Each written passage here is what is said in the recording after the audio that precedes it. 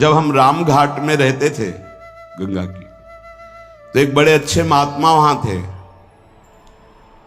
उन्होंने एक अपनी कुटिया बना रखी थी।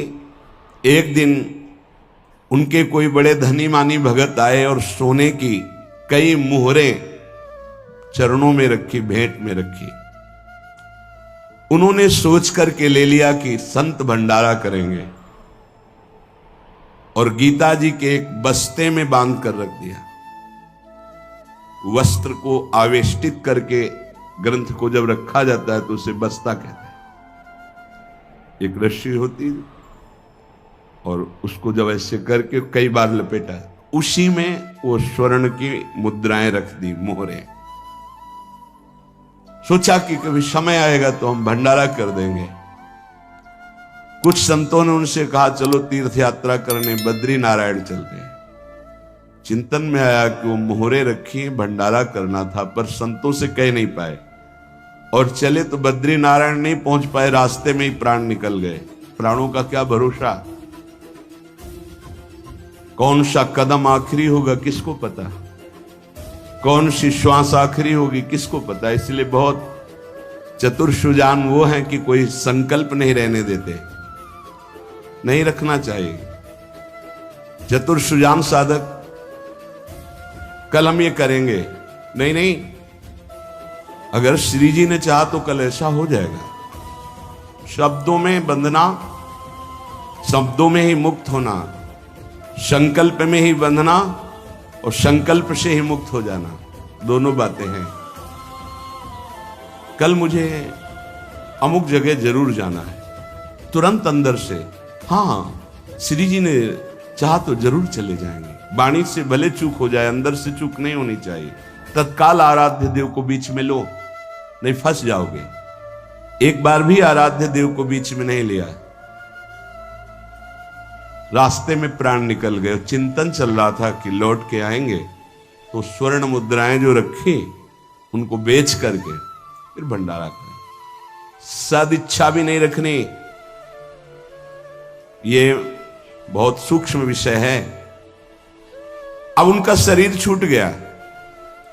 शरीर जब छूट गया तो शरीर की अंतिम क्रियाएं हुई जो संत की होती। 16 दिन बाद कुछ संतों को प्रसाद पवाया गया।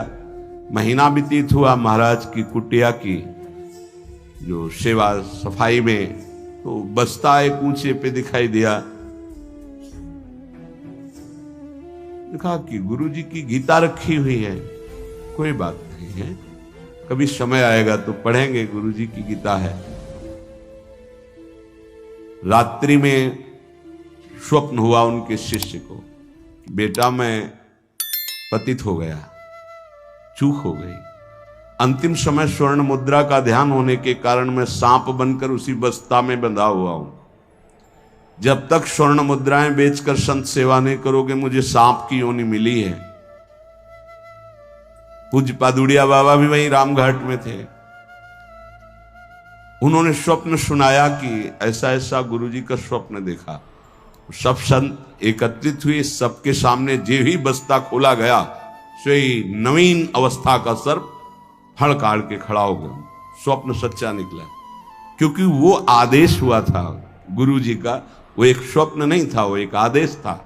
इसलिए सब संतों को एकत्रित किया था कि ऐसा कुंडली मारे, फन काढ़े उन्हीं स्वर्ण मुद्रा के ऊपर। वो ही महात्मा जी क्योंकि स्वप्न में बता चुके थे। उस वस्त्र में देखा गया कोई छिद्र नहीं था जिससे सर्प घुसकर पहुंच सके स्वर्ण मुद्रा तक, क्योंकि कई लपेट होते हैं बस्ता में। ये देखकर सब महात्मा आश्चर्यचकित हो गए कि भाई थोड़ी सी असावधानी हुई कि स्वर्ण मुद्रा का चिंतन बना तो सर्प होकर के गुरु जी को बैठना पड़ा। उस सर्प को बड़े सम्मान, किसी को कुछ नहीं काटा, कुछ नहीं छेड़ा, उसको बहुत सम्मान से आदर पूर्वक जंगल में जाके दुखी होकर शिष्यों ने छोड़ा और उन मोहरों को बेचा गया। संत भंडारा हुआ, उनकी जो ही वासना की पूर्ति हुई, ये वासना बन गई थी, तो ही शरीर छूटा उनका और अपनी गति को प्राप्त हुए। इसलिए उपासक, ये सद्वासना थी।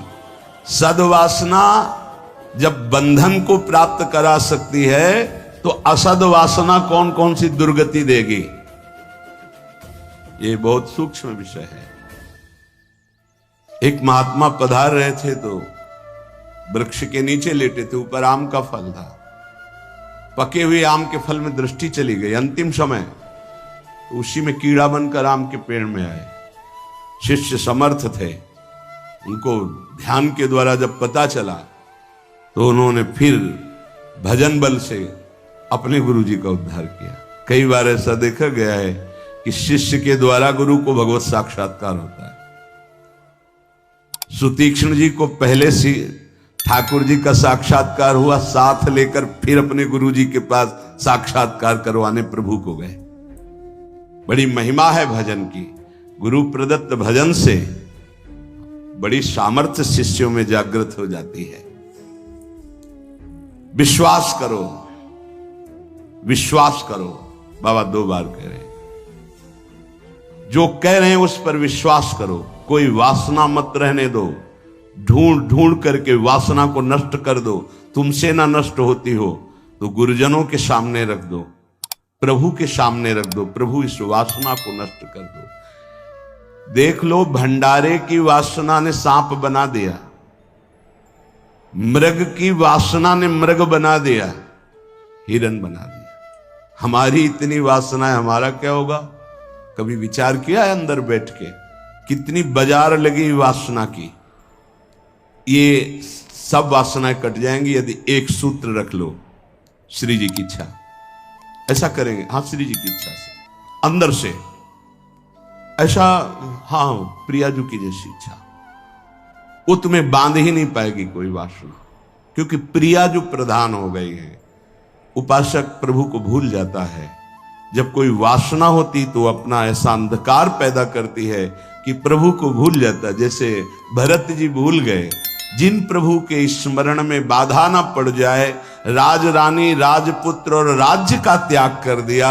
वही हिरण की बाधा को कैसे स्वीकार कर लिया कि प्रभु का विस्मरण हो रहा, प्रभु की सेवा छूट रही हो, हिरण के दुलार में घूम रहे हैं। हिरण बनना पड़ा। बहुत सावधान।